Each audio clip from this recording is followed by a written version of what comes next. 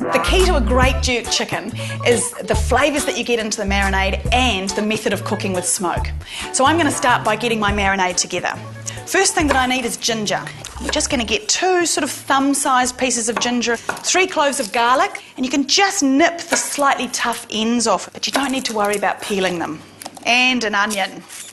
And if you are using a mortar and pestle, it is worth chopping all of your vegetables just a little bit finer than usual, just to cut down on the mortaring and pestling later on. Whoop. Now for my heat in the marinade, I'm using 3 pretty small hot chilies. Traditionally for the recipe, it calls for Scotch bonnet, but I can't always find those at my local grocer, so I'm just using some of the smaller, hotter red chilies, and that's fine.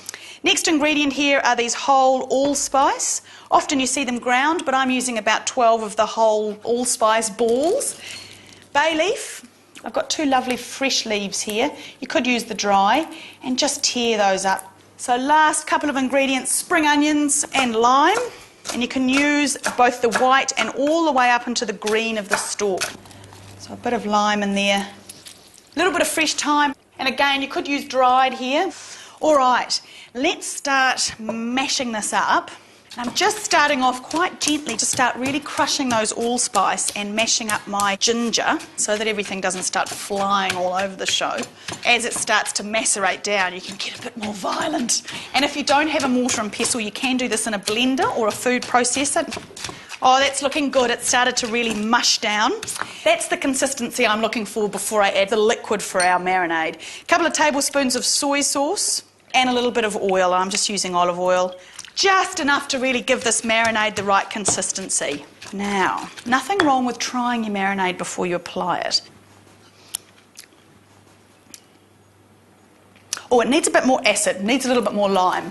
Whew, doesn't need any more chilli, but I'm happy with the amount that it's got in it because that is quite key to this sauce. I can now marinate my chicken in that with confidence, I think. I'm using a whole chicken today, and I'm going to butterfly it, which essentially means cut it down the middle and open it up, and it's a great way of cooking a chicken a little bit faster than usual and really a way to get this marinating flavour to penetrate right through. Now you can use a knife or kitchen scissors for this, and you're really just feeling your way and cutting it all the way down, and then you can just open it up and then a little bit of chiropracting, and there we've got our butterflied chicken. So I'm just making some deep slashes through the skin and the flesh at this stage, and that's where all my marinade is going to start seeping in and adding its flavour. Best to use your hands for this because you can really start to massage it into those little slits that you've made. Chicken's a great meat for this recipe because it really takes on all the flavours of the marinade. Now, I'm leaving about a quarter of my marinade because I also want to use that to whip up a quick jerk sauce just so I can dip the cooked chicken in later on. Now I can build my little Jamaican jerk oven. It did take me a couple of shots to get this right, but it's really simple and it works so well to get that smokiness happening for our jerk chicken. What I've got is a basket full of edible herbs here. I've got bay, I've got sage, I've got rosemary, and these are going to smoke and smoulder away, sending a herbaceous fragrance up through my food as it cooks. And I'm using some green leaves here just to create that extra bit of smoke, and bay is fantastic for it. I'm just going to slide that over into the corner. Grill goes on top.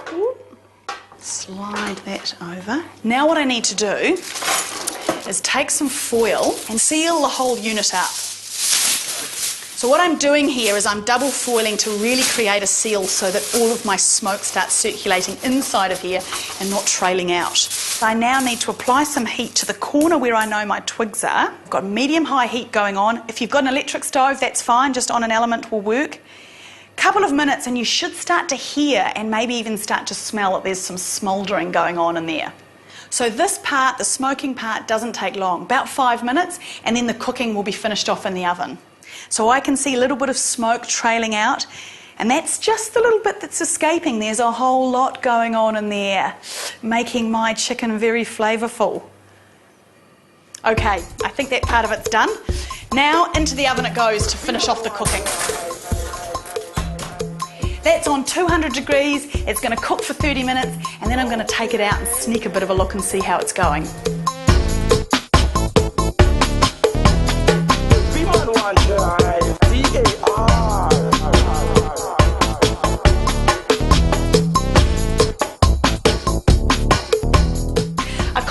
dish to have with our jerk chicken is rice and peas, which is actually rice and beans cooked in a coconut milk with a little hint of chilli in there.